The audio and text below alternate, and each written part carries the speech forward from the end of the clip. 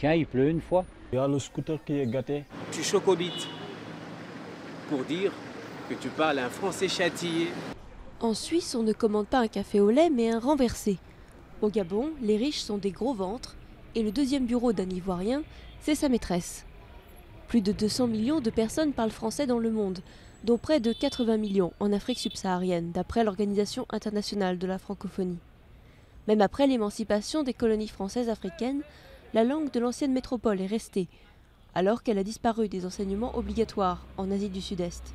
Les gens, pour communiquer entre eux, avaient le choix à trouver une langue véhiculaire africaine qui ne soit pas leur langue maternelle et qu'ils aient en commun.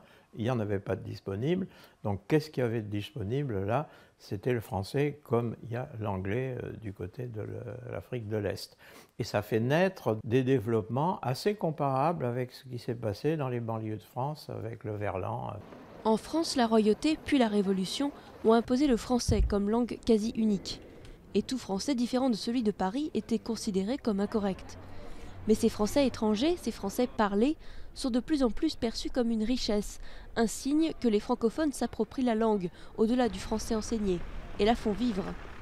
Même si cela peut donner lieu à des expériences linguistiques déroutantes, ne serait-ce qu'à 1h30 de Paris, en Wallonie.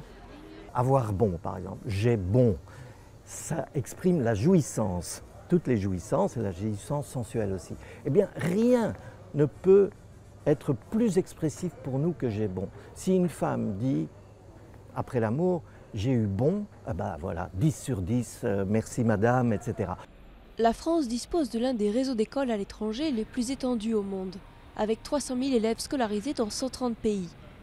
Mais cela n'empêche pas l'anglais de gagner sans cesse du terrain. Même si les estimations varient, avec près d'1 milliard d'anglophones dans le monde, la langue de Shakespeare est au coude à coude avec le chinois. Ali Bongo, le président du Gabon, vient d'ailleurs d'annoncer son intention de favoriser l'usage de l'anglais pour aller vers un bilinguisme comme au Rwanda.